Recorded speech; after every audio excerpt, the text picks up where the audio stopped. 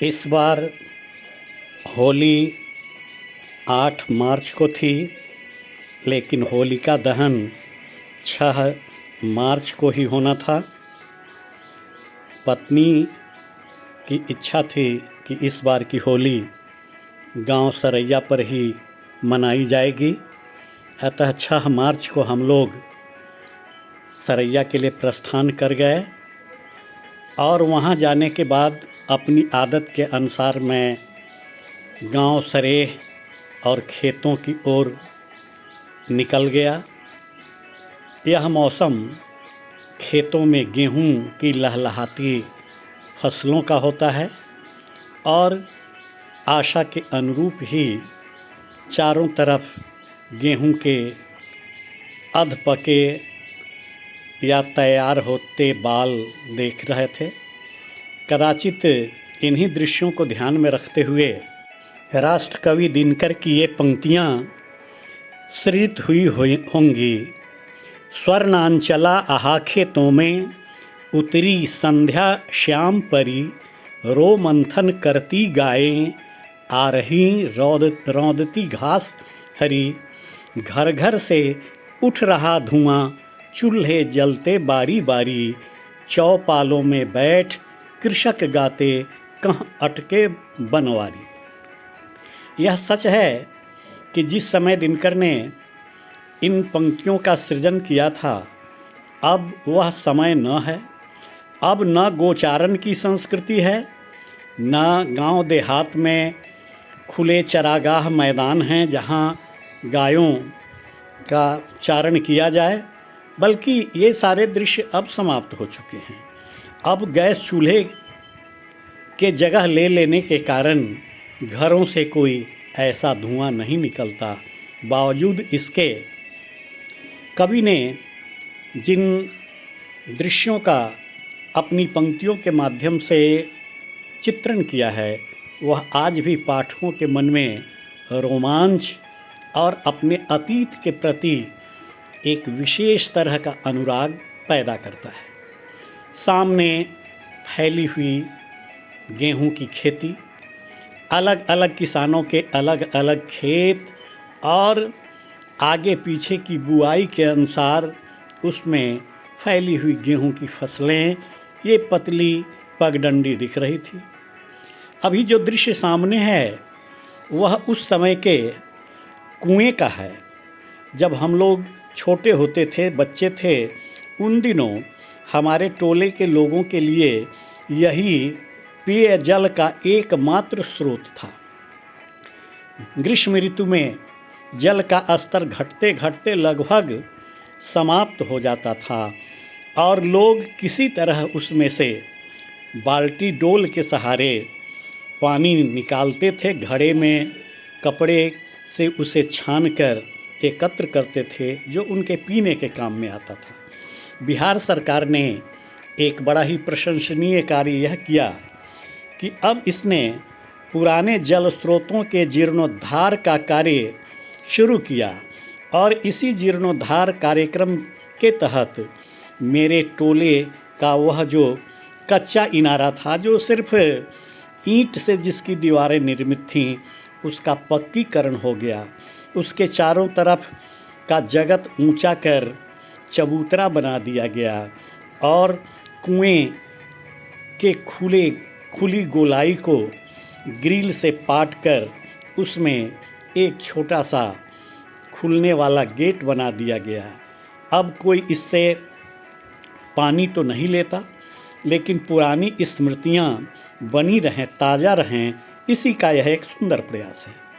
ये सामने जो बड़े ही खूबसूरत अंदाज में, मस्ती भरे अंदाज में पूर्ण यौवन के साथ खिले हुए कचनार की डालियां हैं, वे मेरे दरवाजे पर बेतिया से ले जाकर लगाए गए ही एक पौधे का विकसित स्वरूप है और अभी इसके खिलने का समय है। इसकी डालियां गुलाबी रंग के फूलों से पूरी तरह पटी हुई है, झुकी हुई है, लदी हुई है।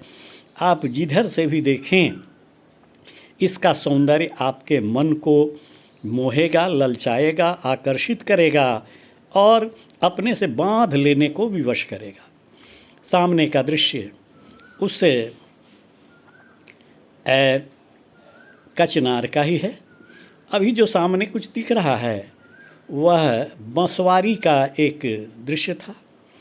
ये सामने का एक पुराना जर्जर और बदरंग सा छोटा सा जो भवन है, यह मेरे सरैया गांव का नवजीवन पुस्तकालय हुआ करता था। कभी बचपन में हम लोग शाम को यहाँ आते थे। गांव के 25-30 बच्चे जुटते थे। यहाँ कई जोड़ी लालटेनें थीं। गांव के ही एक मैट्रिकुलेट व्यक्ति शिक्षक के रूप में थे और हम लोग शाम के 2-3 घंटे यहाँ बैठकर पढ़ाई करते थे।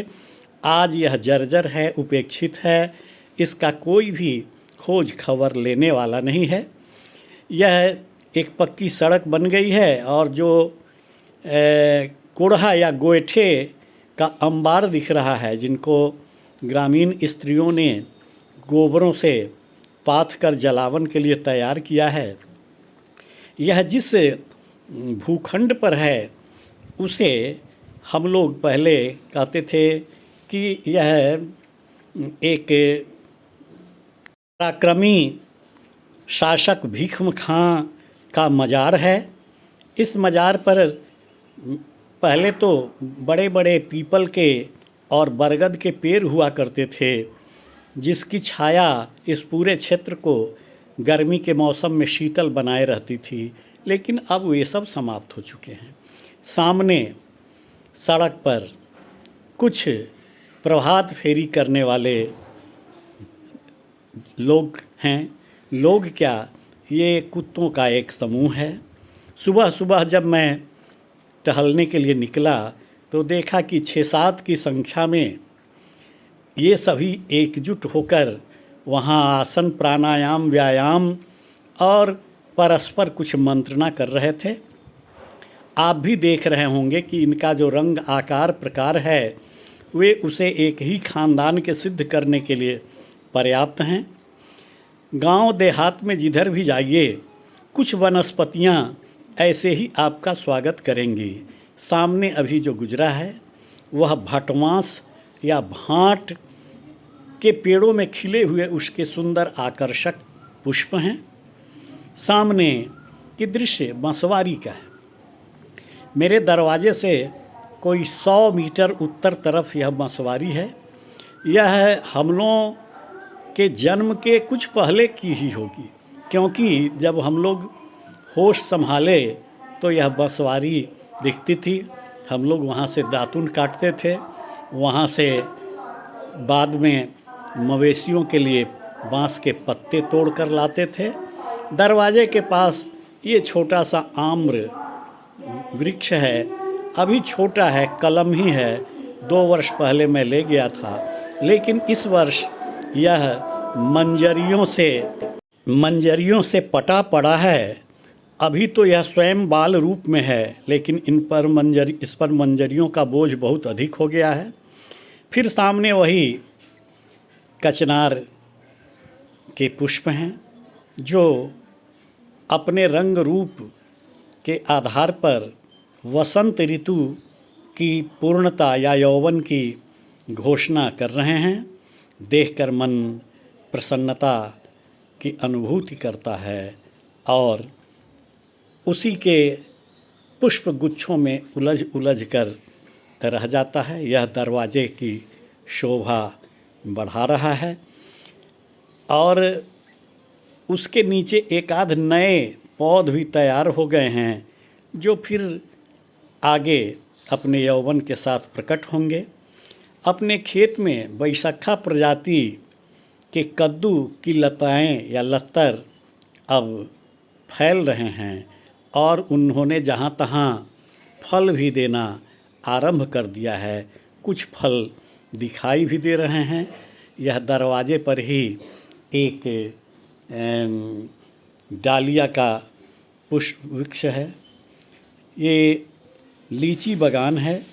इस बार पूरी तरह से मंजर तो नहीं आया है, लेकिन फिर भी किसी किसी वृक्ष पर कुछ मंजरियां हैं और खाने के लिए पर्याप्त लीची के फल प्राप्त हो सकेंगे, ऐसी उम्मीद की जा रही है।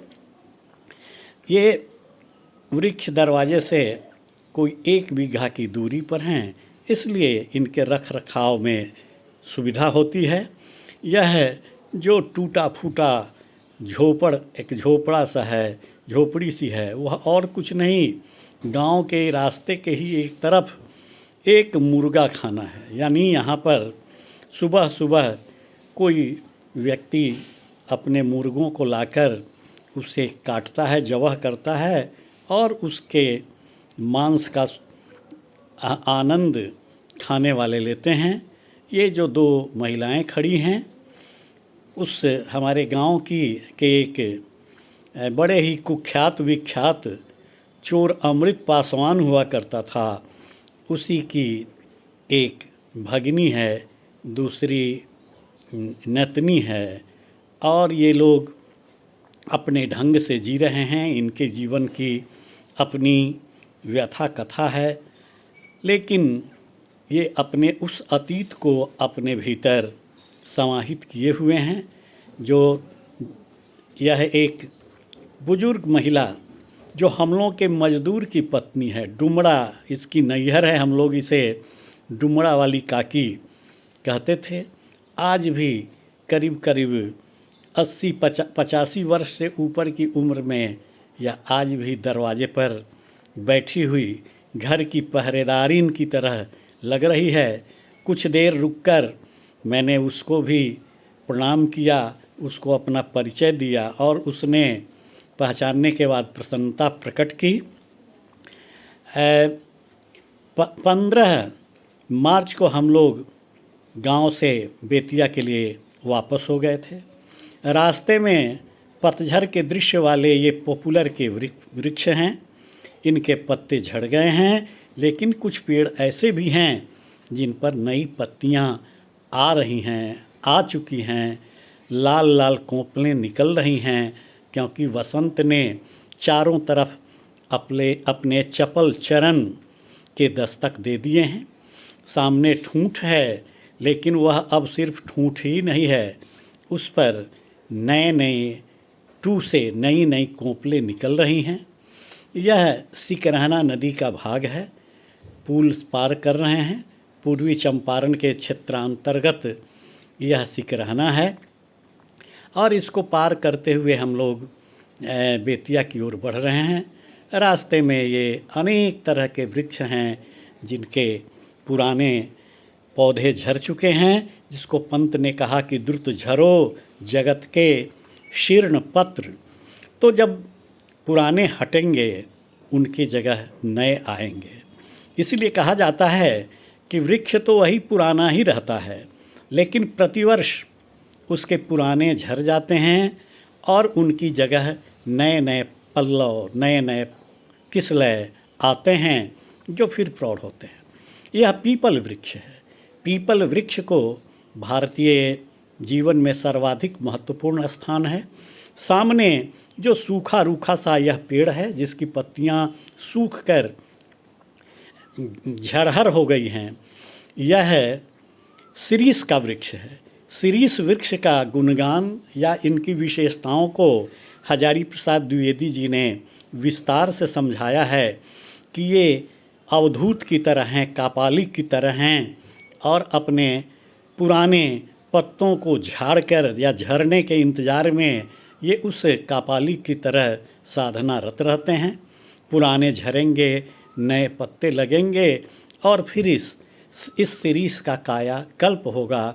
इस अवधूत या इस साधक की साधना पूरी होगी तो चारों तरफ वसंत के चपल चरण दिख रहे हैं। पेड़ों में नई नई किस्लें, नए नए पत्ते, नई नई कोंपलें फूट रही हैं और समूचा वातावरण वसंतमय होता दिख रहा है।